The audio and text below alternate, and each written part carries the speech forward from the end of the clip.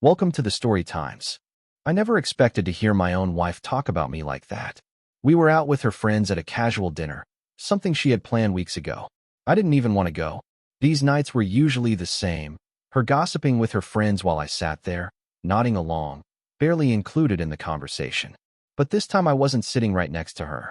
The restaurant was packed, and we ended up at a long table where I was a few seats down, just far enough that she probably thought I couldn't hear. I wasn't even paying attention at first.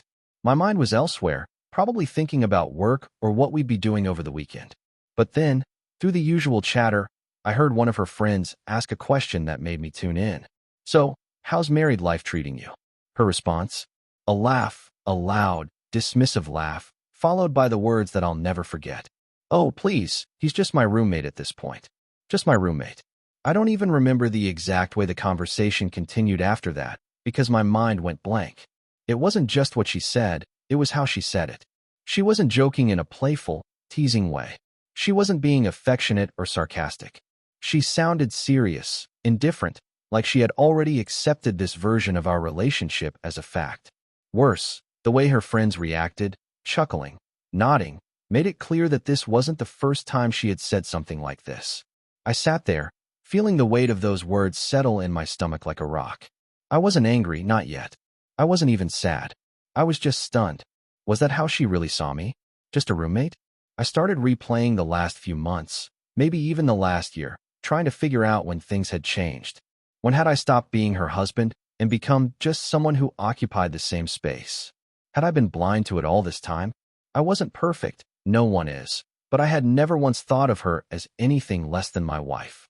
I worked hard. I supported her. I made an effort. And yet here she was, reducing me to some guy who just happened to live with her. The rest of the dinner was a blur. I didn't say much, didn't react, didn't confront her right then and there. What was I supposed to do? Cause a scene in the middle of a restaurant? Ask her to explain herself while her friends watched? No, I wasn't about to give her the satisfaction of making it seem like she had struck a nerve. But inside, something shifted. For the rest of the night, I observed her differently. The way she barely acknowledged me. The way she was fully engaged in conversations with everyone except me. The way she laughed and joked with her friends while I sat there, unnoticed. And suddenly I saw it clearly. I was already living as her roommate. I just hadn't realized it yet. When we got home, I didn't say a word. I didn't ask her about it. I didn't demand an explanation. I was still processing it all, still deciding how I felt. But one thing was certain, something had changed. I wasn't sure what I was going to do about it yet, but I knew one thing for sure. I wasn't going to be just a roommate anymore. The silence between us was heavier than usual that night. When we got home from dinner, she went about her usual routine, kicking off her shoes, grabbing a glass of water, scrolling through her phone like nothing had happened. Like she hadn't just embarrassed me in front of her friends. I watched her for a moment, wondering if she'd bring it up. If maybe she'd realize what she had said, how it had sounded. But nothing. Not a single glance in my direction. Not a single acknowledgement of what had just happened. That was when I knew I had to say something. "Why did you say that?" She barely looked up.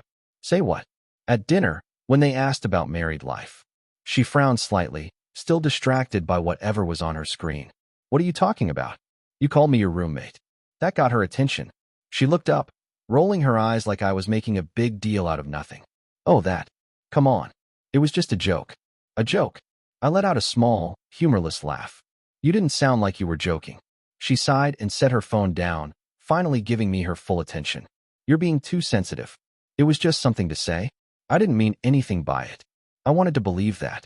I wanted to tell myself that I was overreacting, that it was just an offhand remark and not a glimpse into how she really saw me. But I couldn't, because deep down, I knew better. "You didn't mean anything by it," I repeated, shaking my head. "So if I said the same thing about you, if I told my friends you were just my roommate, you wouldn't care?" She scoffed. "I wouldn't, because I wouldn't take it so seriously." I studied her, searching for any sign of regret, any sign that she understood why this wasn't okay. But there was nothing. Just irritation, like I was the one making this a problem. "You've said that before, haven't you?" I asked. She didn't answer right away. That hesitation was all the confirmation I needed. My chest tightened as the realization fully hit me. This wasn't just something she blurted out in the moment. This was something she had told them before. Something she actually believed. It wasn't about the words themselves. It was about what they represented. She had already checked out of this marriage. Maybe she had for a long time. Maybe I had been holding on to something that was already gone. I wasn't angry. Not yet. I was just tired. I don't think you see me as your husband anymore. I said more to myself than to her. She sighed again, rubbing her temples like I was exhausting her. Can we not do this right now? That was it. That was all she had to say. No apology. No attempt to explain. Just a plea to drop it. I nodded slowly. Fine, I said, my voice quiet. I turned and walked away, heading to our bedroom. But something inside me told me that this conversation wasn't over. Not by a long shot. She didn't see me as her husband. The woman sleeping beside me, if you could even call it that, since she had been turned away from me all night, her back a physical barrier between us, had no respect for me. Maybe she hadn't for a long time. And if that was the case, then what was I still doing here? The next morning, I got up earlier than usual. I showered, got dressed, and walked into the kitchen like I always did. She was already there, making coffee, scrolling through her phone. She glanced at me briefly before turning back to the screen. Nothing was different for her. For her, last night's conversation had already been buried under a dozen other thoughts. She didn't see the weight of what had happened. She didn't care that I had spent the night lying awake, realizing that I was wasting my time. And that was when I knew. I was done. I didn't make an announcement. I didn't sit her down for a dramatic conversation about how I deserved better, how I needed someone who actually valued me. What would be the point? She had already shown me exactly what I meant to her. There was no speech that could change that. So I started making a plan. I checked our lease. Her name was the only one on it. The bills? All under her name, too. Everything about this place, the life we had built together, was technically hers. That made things easier. I didn't have to fight for anything. I had some savings, enough to get a place of my own. I could afford to move out without any problems. The only thing I had to do was decide when. For the next few days, I played along. I went to work, came home, acted like everything was fine.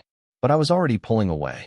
I started packing little by little, taking only what was mine, clothes, electronics, important documents. Everything else, she could keep it. She didn't notice. She didn't ask why I was suddenly cleaning out my side of the closet, why some of my things were disappearing. She didn't pay enough attention to me for that. And that only confirmed that I was making the right decision. The night before I left, I sat in the living room, looking around one last time. This place had been ours once, a home we had built together. But now it was just a place where two people happened to exist under the same roof. I wasn't going to be a part of it anymore. By the next evening, I was gone. I didn't leave a note. I didn't send a message. I just left. Leaving was easier than I expected. I walked out with nothing but a couple of suitcases, my laptop, and the essentials. There was no dramatic goodbye, no final confrontation. I simply walked out the door, closed it behind me, and left her to deal with the mess she had created. The first night away felt strange, but not in the way I thought it would.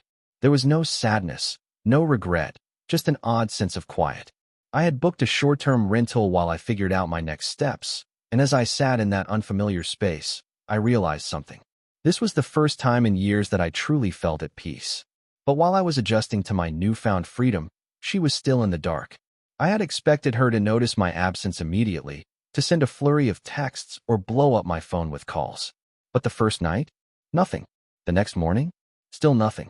I checked my phone a few times out of curiosity, but there were no missed calls, no messages. At first, I thought maybe she hadn't come home yet. Maybe she had stayed out late or crashed at a friend's place. But as the hours stretched on, I started to wonder, had she even noticed I was gone? That question answered itself when, late in the evening, I finally saw her name pop up on my screen. Where are you? Not are you okay? Not what happened. Not even why did you leave? Just 3 words. No emotion, no urgency. I didn't respond.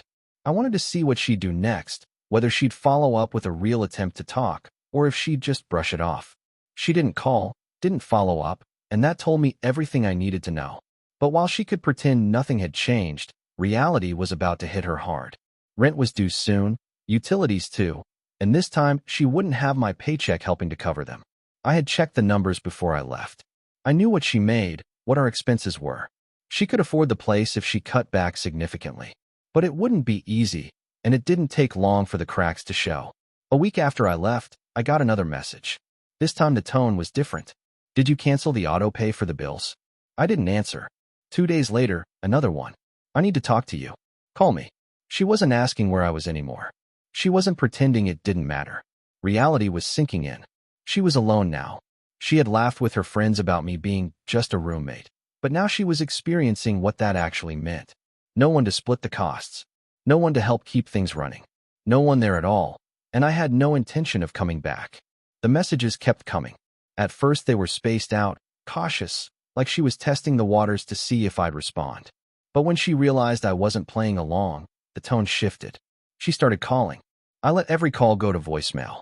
I wasn't interested in whatever excuse she had prepared, and I certainly wasn't about to give her the satisfaction of hearing my voice. Then one evening, she sent a message that was longer than the rest. Look, I know things got weird, but we need to talk. I feel like this has gone too far, and I don't understand why you're doing this. Can we meet? Why I was doing this. That was the part that got me. She really didn't get it. She had humiliated me in front of her friends, dismissed my feelings when I confronted her, and treated me like an afterthought in our own home. But now, because things had become inconvenient for her, she suddenly wanted to talk? I ignored it. The next day, another message. I don't want things to end like this. Can we at least have a conversation? Now it was about us. Now suddenly she didn't want things to end. I wasn't stupid. I knew what was happening. She wasn't reaching out because she missed me, because she suddenly realized she had made a mistake. She was reaching out because she didn't like dealing with the consequences. Still, part of me was curious. I wanted to see just how far she'd go. So I agreed to meet, not at the apartment, not anywhere private.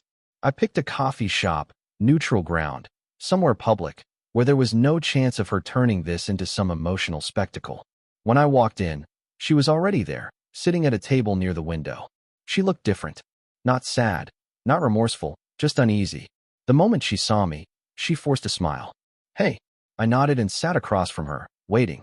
She hesitated before speaking, her hands wrapped around her coffee cup like she needed to hold on to something. I don't really know how to start this. I said nothing. She sighed. I feel like you overreacted. I didn't mean what I said the way you took it, and I think if we just talk this out, we can figure things out. I let her words hang between us for a moment before finally responding. You think I left because of one thing you said? She blinked, as if the thought had never crossed her mind. I leaned forward slightly. That wasn't a joke. That was how you really saw me, and I realized that night that I was done being in a marriage where I was nothing more than a roommate to my own wife. Her lips parted like she wanted to argue, but no words came out. She knew I was right. Still, she tried again. I didn't mean it like that, she insisted. I was just venting. My friends and I, we joke around like that all the time. I shook my head. Jokes have some truth in them. She didn't have a response to that. For a long moment, neither of us spoke. Then finally she sighed and leaned back in her chair. So that's it. I nodded. That's it. She looked down at her coffee, her expression unreadable. And for the first time I saw it, the realization that she had pushed me too far, that there was no coming back from this. I stood up. Take care of yourself. And with that, I walked out. For the first time in years, I didn't have to wonder where I stood in my own relationship. I didn't have to question whether I was being taken for granted or if I was wasting my energy trying to be someone who mattered to her. I had my answer. And now I had my freedom. She tried reaching out a couple more times over the next few weeks. Nothing dramatic, just short, half-hearted attempts to reopen the conversation. Hey, just checking in. Hope you're doing okay. Let me know if you want to talk. I didn't answer. She wasn't reaching out because she missed me. She was reaching out because she missed what I did for her. She missed the convenience, the financial stability, the comfort of having someone else around. But love, respect, those were never a part of the equation for her. I heard from a mutual acquaintance that she had to downsize a couple of months after I left. She couldn't afford the rent on her own. She had to give up the apartment, the place that had once been ours but had really just been hers all along. I won't lie, there was a part of me that found some satisfaction in that. Not because I wanted her to struggle, but because she finally had to face reality. She had treated me like I was disposable, and then she had to live with what it actually meant to be alone. As for me, I moved on. I found a new place, a smaller apartment that was mine in every sense of the word. No shared space, no one treating me like I was just a piece of the furniture. It was quiet, peaceful, and every morning when I woke up, I didn't feel resentment or frustration or that dull sinking feeling that had become so normal in my marriage. I felt good. People like to talk about closure like it's some grand emotional moment, like there's supposed to be an apology, a final conversation that wraps everything up in a neat little bow. But sometimes closure isn't about them. It's about you realizing that you don't need their apology, you don't need their validation. You just need to walk away. And that's exactly what I did. Our story has come to an end. If you've made it this far, how about subscribing to our channel? It helps us immensely. I've selected 2 other videos for you that I'm sure you'll enjoy. Feel free to click on them. I'll be waiting for you in the next story. See you soon.